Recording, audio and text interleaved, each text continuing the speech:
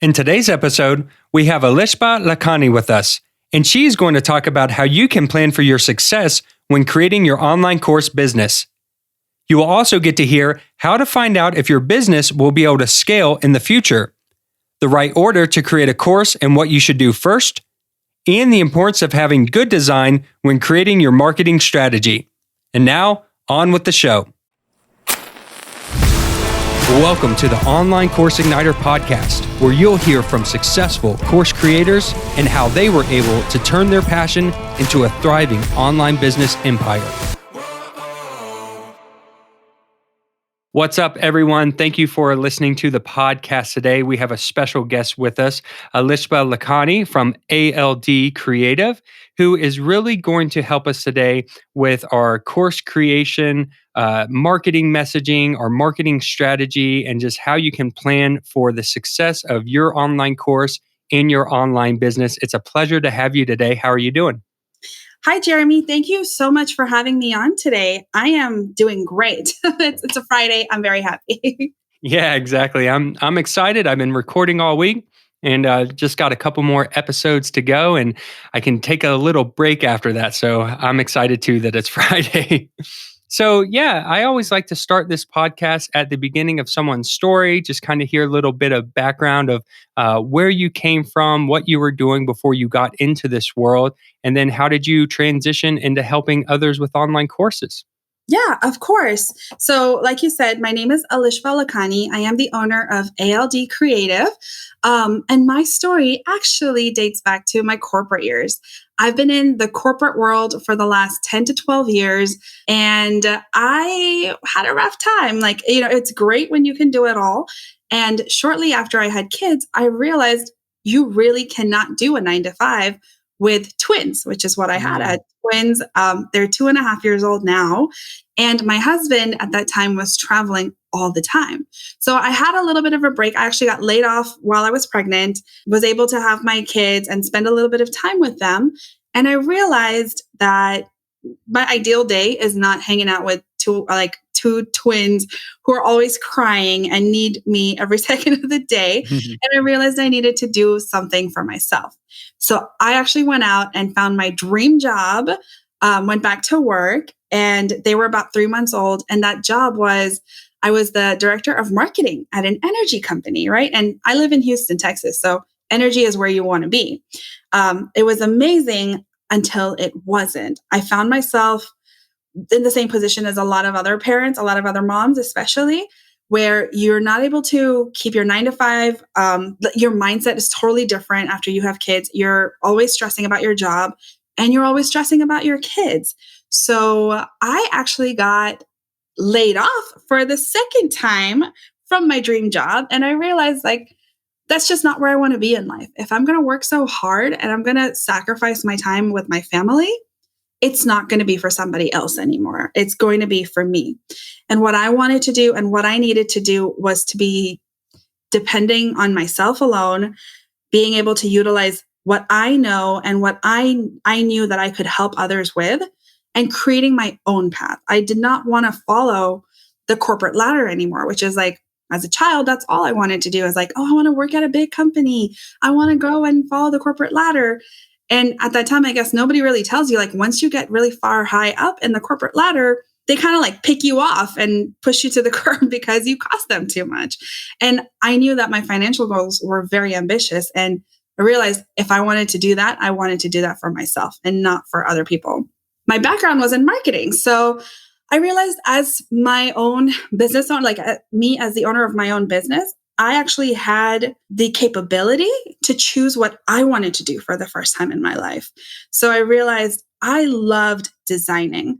I loved making things look beautiful. I loved connecting messages. I loved helping small business owners and entrepreneurs kind of spread their wings and help them fly. And when they just understand something and they have that aha moment come off in their head, that's what I live for. I would love to serve those types of people.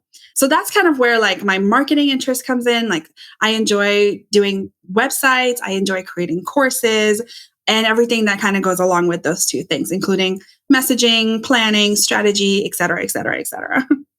Awesome, definitely. And we will definitely dive into all of those topics. And I can 100% relate to your story because when I started 8 years ago, our children were 1 and 3, I believe, somewhere around there. So we had some young toddlers, and it is difficult. It is very strenuous, and it's a whole nother job in itself. And I give my hats off to any mothers and fathers out there who's raising babies because it's not easy. God, and then COVID hits and there's nowhere to go, no escape, Yeah, yeah, exactly. They shut down all the playgrounds. So what do you do now? right? So very good. So let's talk a little bit more about the job. So when you decided that you wanted to create your own business around this marketing realm, how long ago was that? Believe it or not, it has been maybe 6 or 7 months, not very long. And I was really confident that I could do this because of my background, because of where I came from. And I wanted to get out there and offer what I had to the world. Yeah, definitely. You've been fine tuning these skills for years, and so it's not new to you. You're just going down this adventure now to help others, which is wonderful because this industry is growing. Online courses, education isn't Mhm. going anywhere anytime soon. So it's great to have people like you out there. So yeah, let's go ahead and we can start talking about some of the things I wanted to discuss with you today. So let's imagine that someone has an expertise in a particular topic and they would like to create an online course and they were to come to you with an idea, what would be some of the first steps that you would take them through to start, working on that message and working on their course? Yeah, absolutely. That is a really good question. People master all types of skills and they don't realize how truly unique their skills are. It comes so easily to them. So they think, oh, like this should be easy to everybody, but it's not. And that's why you have all of these courses coming up because people realize they actually hold something valuable. I think if somebody has an idea of, I want to have a course, I want to build a course, what do I do first? I think they immediately think, oh, let me start building the actual course. And my instinct would be like, hold up, pump the brakes a little bit. If you want to make something profitable, and if that's their end goal, right? If it's just to spread passion and joy, then like by all means, like do what you want to do. But if you want to establish something that can grow with you, that can scale with you, that you can then turn into a profitable business, I would say first, is somebody out there willing to pay for this service that you're offering? Like, let's look at your service. Let's define it a little bit more. What is it that you're truly offering? And is somebody willing to pay for it? And if you go out in there and do that research, maybe there's people, your competitors are doing similar things, and you see that there is a market for it, that's when we can start crafting our message, figuring out what is it that you're really teaching. And when I say teaching, I don't mean like if you're a copywriter, you're teaching copy. You're teaching them how to express themselves. There's a difference between teaching somebody to write and teaching somebody to lay out their feelings and their world? So, what is it that you're actually teaching and define that and then go out and sell it? And once you've had maybe like a beta, like set of folks that want to buy it, then you have something valuable. Then you go back and start outlining the actual details of what you're teaching. Does that make sense, Jeremy? It makes more sense than you know because this is where I went completely wrong and I did it the wrong way, which I've found talking to you and talking to other people on this podcast that, like you said, a lot of people have this expertise and they want to go out and start making the course immediately on that subject matter. And Yeah. they go and they spend 6 months or a year, investing in equipment and all this stuff. They put this course out there and then they find out that maybe people didn't want that, or maybe it's not the right kind of information that someone's looking for. So I absolutely love what you said there. So let's imagine that, someone has this expertise and they want to go find out if there is people who would be interested in this subject and learning this material. What is the best way that you have found for someone to do that? Okay, this is going to sound so basic, but I promise it works. Just start talking about it. Tell everybody you know and ask them to tell everybody they know about what your idea is and say, hey, would you be interested in something like this? Do you know somebody that would be interested in something like this? And start to come up with your people, right? Not everybody that you meet is going to fall in love with your idea, right? But you really don't need those people. You only need your people. Who are your people? And start gathering them. And I mean, I hate to say put an email list together, but essentially that's what you're doing, right? You're forming a community. You're getting in communication with the people that might be interested in what you're doing. And once you feel like there's actually interest there, that's when you can take the next step. Okay, very good. So we go and we see if there's interest. So what you're saying is it's kind of important to start with the audience first. Yes, yes, very important. Nobody wants to sell to an empty room, right? Right. I always imagine this too when they do a new movie and they don't just come out and put the movie out in theaters and then go try to find the people. They Right. spend months promoting the movie, getting people interested, and then when that movie goes live, then there's already people who are begging to get tickets and get into that theater. Absolutely. That's a very, very good example. Cool. Okay. So let's imagine that we get some interest. We find, okay, this is a great topic. I'm getting a lot of interest. People are saying, sign me up now. Here's my credit card information. So, what would be the next steps into creating the course or refining that message? Oh my God, take that credit card information so fast. If you were lucky enough that you found those people on the first go around, run with it. Honestly, I find that I wish it was that easy, but I do want to backtrack a little bit and let folks know that I don't think it's ever that easy. There Right. are so many challenges in your business and my business, like you go through ups and downs. But I do want to say, like, don't give up. Keep going to put one foot in front of the other. But, if it ever comes a point in time where people are just handing over their credit cards, I would first take down that information. And second, start asking them what they want, right? Like, because at this point, you see that there's interest, you have a general idea of what you want to do. And these men or women are wanting that idea to come to fruition.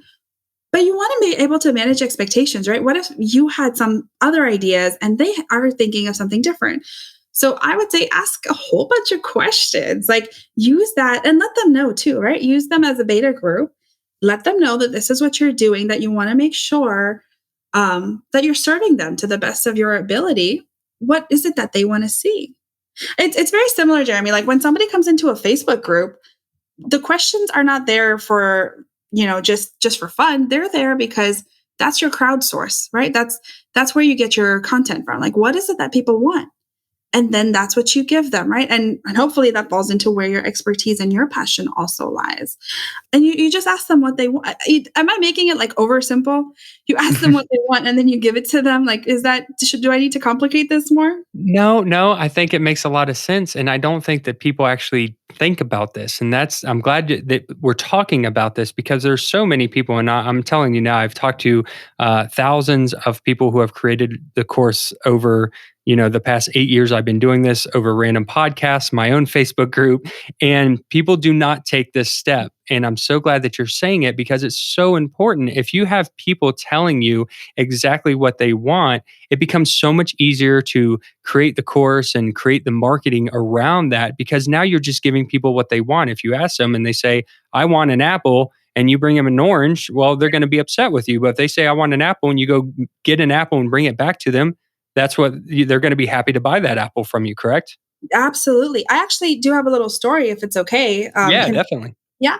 So I actually have a client who is a bookkeeper, and she realized there's a lot of people that are coming to her prematurely. Like they're not ready to outsource yet, And what she wants to do and what she created her course about is teaching them how to do their own bookkeeping with the right systems in place. But a lot of times, like as the course creator, you are so deep in what you do and you start talking about it. I mean, you've probably been doing it for a little bit if you're creating a course about it, right? And you just start talking about it just normally and you use all these like fancy words. And she was like income statement and profit and loss and like all this other stuff, which I should know because I went to a business school, but not everybody knows these things, right? Right. And she's just rattling on and I'm like, hang on, time out. Like when you create a course, yes, you have to know your craft, but you have to know how to teach, right? When you're teaching a child their ABCs, you're not doing A to Z in the first go. You start with A, then you start with the B, then you start with Z. C, not Z. I'm trying to like move fast through life. Okay. No, but like you have to be able to break it down to where they're seeing it. You have to be able to understand the problem, not the complex problems that you are now going through, but the problems that they're going to start with. What is it that they have to overcome to get to the next step? And it's really important to be able to do the first things first. And as a teacher, as like the course creator, you're not always able to get to that level. So the best thing when someone, if you have an audience that's looking for your help, you ask them, like, what is it that you're looking for? And that kind of helps you take your journey back. Like it helps you reflect on how did you start? And that's where you help them start. And a lot of people have trouble going back to the beginning because they are masters at their craft. And like, how can people not know the basics, you know? And as course creators, we have to keep that in mind, that we do have to bring it to everybody's level. And we have to assume that everyone's starting off at the base level and build from there. It's just like building a house. If you don't have a strong foundation, then the rest of it really isn't going to sit well either. Yeah, I love that. That's a good analogy. And you're absolutely right. You know, we have all this jargon and technical terms in our head, and we start spewing that off, and that really turns people away. But if you're asking people what they need help with, they're telling you exactly the way that they would say it. So that's brilliant. So let's imagine, okay, we're growing our audience, we're asking questions. People are saying, this is what I want in the course. We create that information, we throw it up on a platform, and then the next day we make $1 million. That's how it goes, right? Absolutely. Sign me up. So there's definitely a marketing aspect to this that has to go into making sure that you're getting your message across and that you're reaching the right people when you're ready to launch and sell it. So can you talk a little bit on the marketing and the messaging and how we get that correct? My biggest advice to people would be plan for your success. Don't put something out there and think the world is going to come to you. Like if you build it, they will not just come. You have to plan for your success, right? Like if you want to buy a car, right? You don't just say, hey, car, you're going to come to me. No, you have to go to the dealership. You have to look at which car you want. You have to go look at financing options. You have to figure out where the down payment is coming from, to figure out where the monthly payments are coming from. And then you can go and buy the car, right? I hope at least most people do this. You don't just say, hey, car, I know you're going to show up at my doorstep one day. And it's just like building a website. I tell people you can't just build a website and or build a course and expect people to show up. You have to prime that audience a little bit. Like you have people that are interested. You have feedback from them on which way you want to go with the course.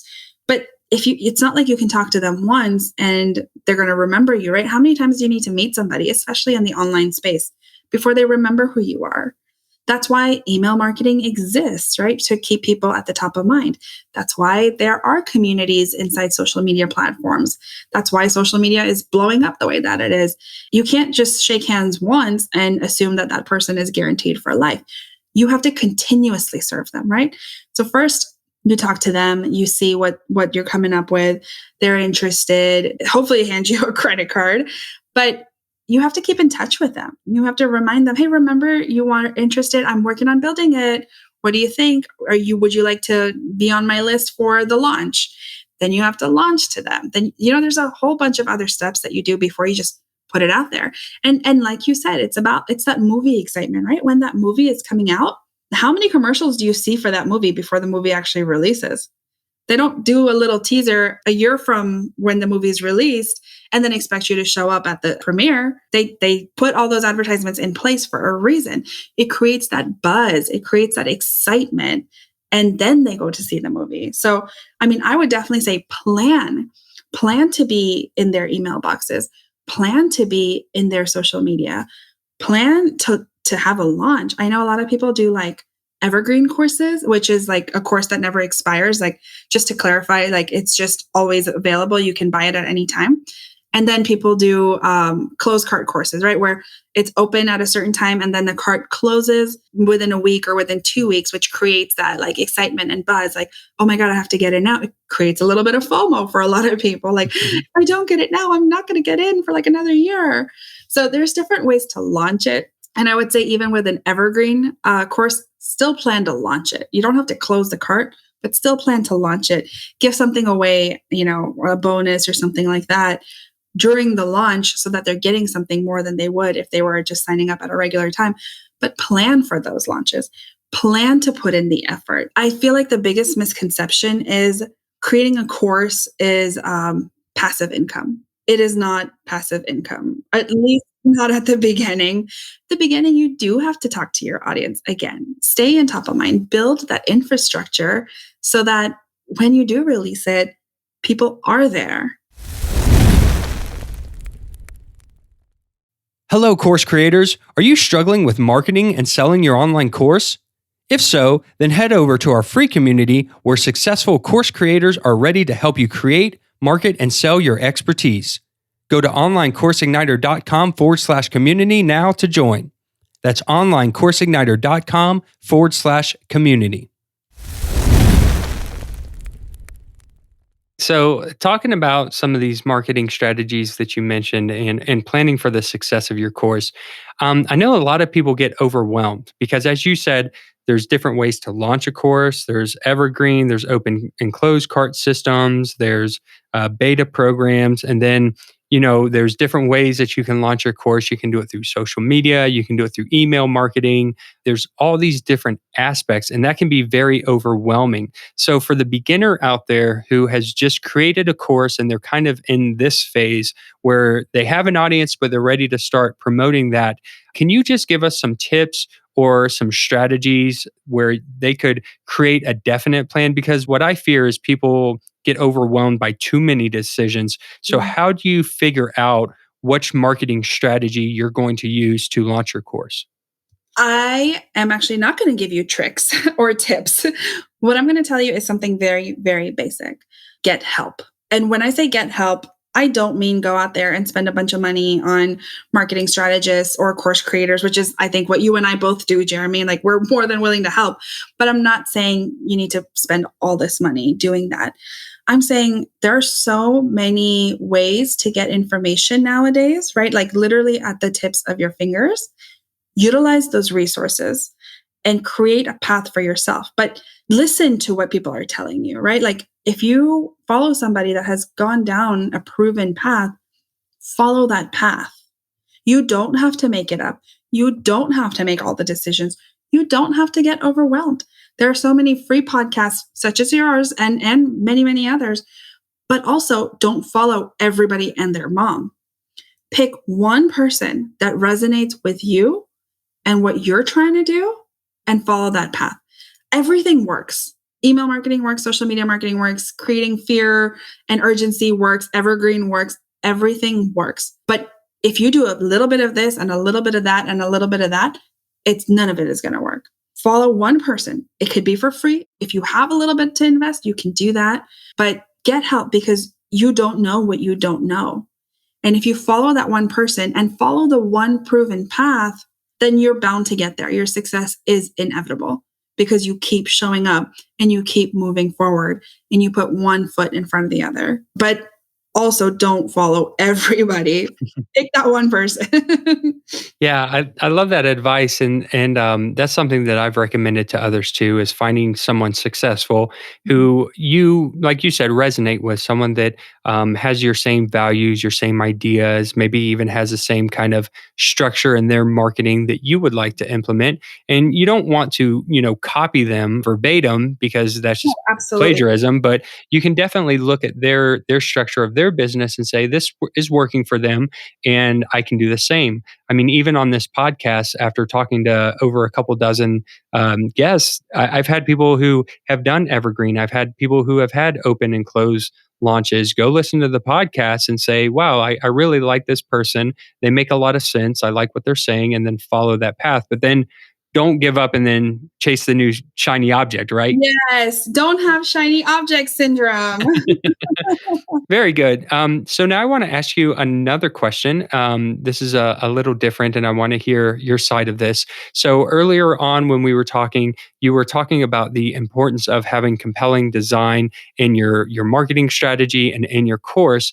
And I know from experience that there are two sides of the coin, two different ways of thinking about this. First, you have the people who say that design is important, it elevates your brand, it gives you awareness, it looks more professional.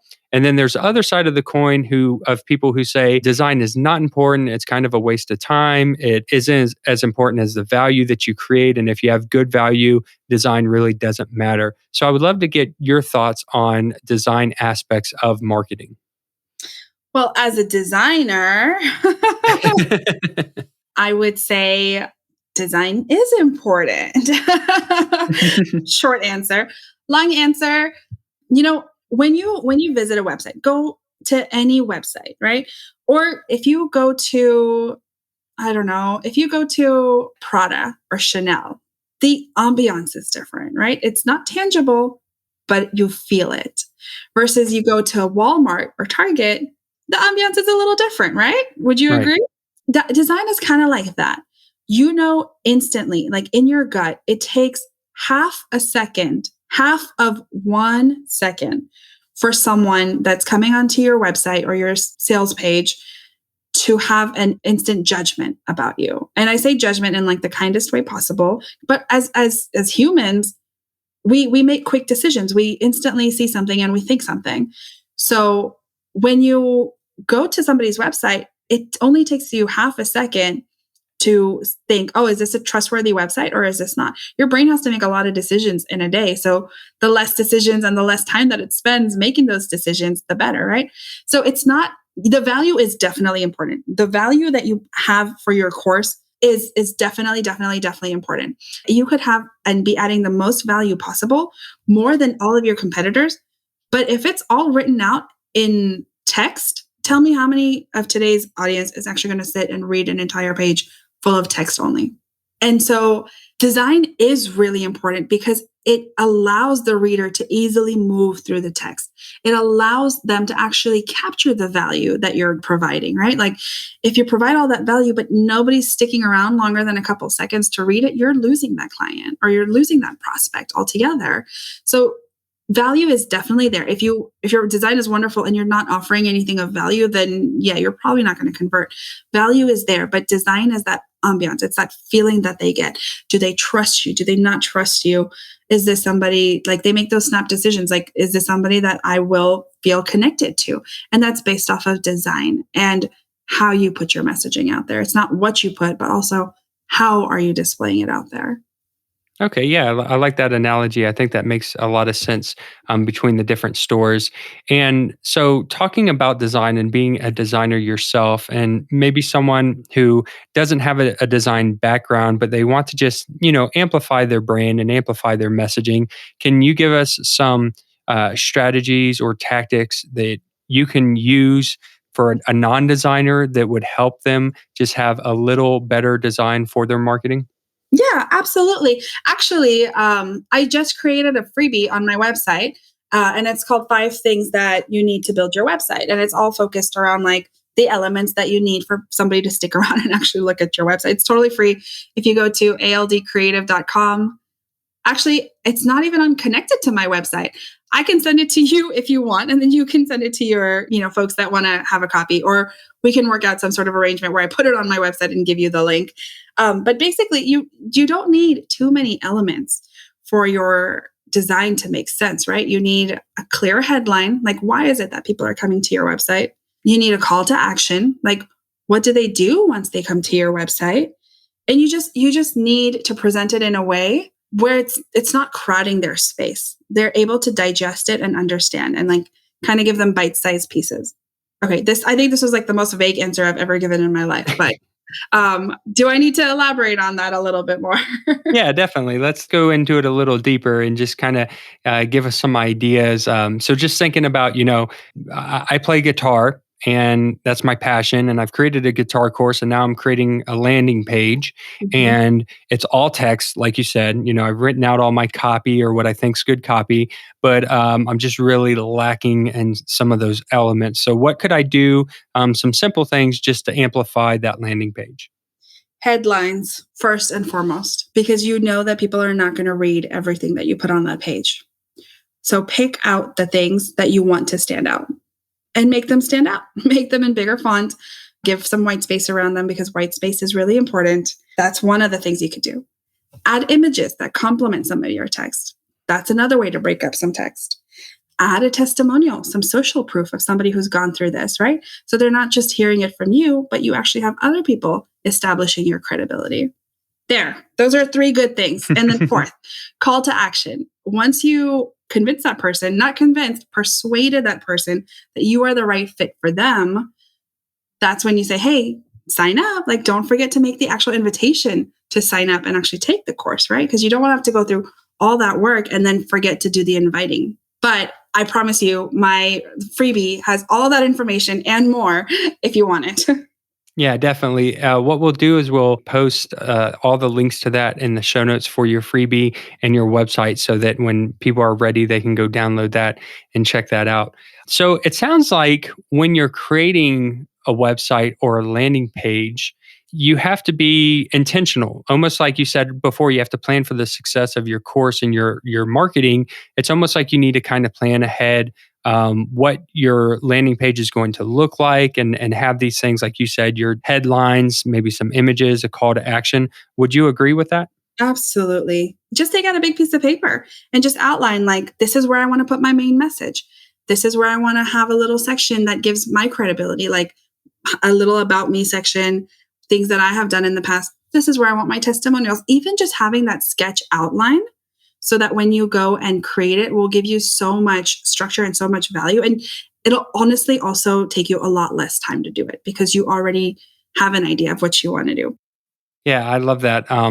I have a bit of a design background myself, but I can't draw worth anything. But I have my whiteboard and I do something similar. I do the boxes and the lines. I don't get real detailed with the artistry of it all, but, just taking a box and drawing a box and saying, okay, this is where I put an image, and then putting a couple lines and say, this is my text, and then maybe a little block to show a headline. It really does help you give an idea of the flow of that website or landing page. Yes, it does. And something you did say previously is go find somebody else who is successful doing the same thing that you want to do, right? Do a little bit of research. How is it that they outlined their page? And no, you definitely don't copy, right?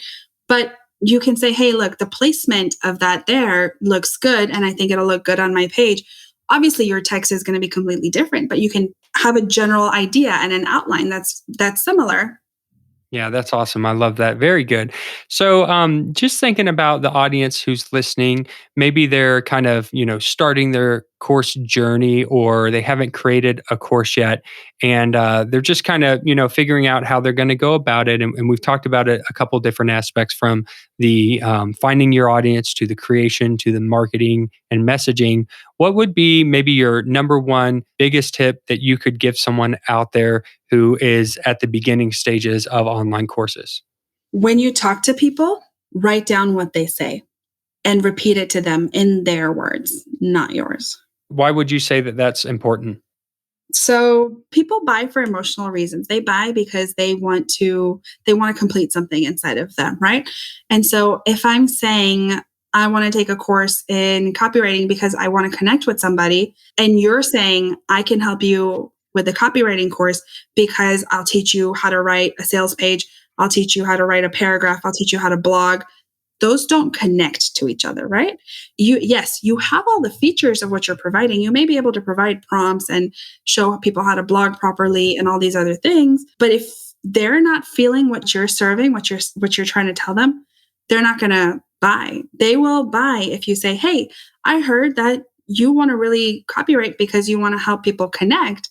I can help you copyright so that you can help people connect." That's in their language, what they understand. That I feel is the most valuable. They tell you what they want, and then you use their words to say, this is what I'm going to give you. I love it. That is a great piece of advice. And I thank you for that. And I hope that helps someone out there. And I know that you've been in the marketing space for years and you have all this expertise. And you've recently gone out with your business so that you can help others, help course creators and expertise create. Online business and online courses. Just thinking out a couple of years, if you could have everything you wanted, where do you see your business going and what would you like to achieve going forward? I'm not 100% sure. I think everything is always a work in progress and you're constantly reevaluating. But if today I had to say, where do I want my business going forward in the next few years, I think I would be more on the strategy realm because that is where my passion is. I'm great at implementation, but I find that when I'm helping somebody implement, they're not necessarily aware of how it all comes together.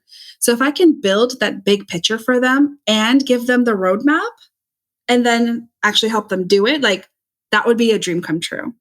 And then when I see like their success and they fly and they move forward, there is nothing else that beats that feeling. Awesome. That's cool. Yeah, definitely. Well, I hope you the most success going forward. And if someone is struggling with strategy and they just really need some help and would love to find out more about you and your services, where can they do that at? I think the best place to connect with me would be my website, aldcreative.com. I'm happy to talk to people like face to face or Zoom to Zoom. There is actually a button on my website called Book a Free Consultation. It doesn't have to be a consultation. It could just be a chat. That is the best way to get in front of me. And then you can also connect with me on Facebook, just under my regular Facebook name. I do not have a group. And that's just Alishva Lakhani Dhanani. It has my married name too. So ALD Alishva Lakhani Dhanani. We'll make sure that we link all that up in the show notes for people. And we'll give a link for that after we get off the call. And thank you so much today for coming on, sharing your expertise with us. And I just hope that you have the most success in the future and can just help as many people as you can. Awesome. Thank you so much for having me. This was a lot of fun. I really enjoyed talking to you. And even if a few people take away this message, I would absolutely love that. Thanks so much for joining us today, Alishva. You can find out more about her and her business by visiting aldcreative.com, or you can get the show notes of this episode along with links and resources by visiting onlinecourseigniter.com/44. Have a great week, everyone, and I'll see you in the next episode. Thank you for tuning in to the Online Course Igniter podcast. Make sure you subscribe wherever you're listening so that you don't miss an episode. If you would like to learn more marketing strategies and how to sell your online course, then also check out our free community where we share tips, tricks, and tutorials at onlinecourseigniter.com/community.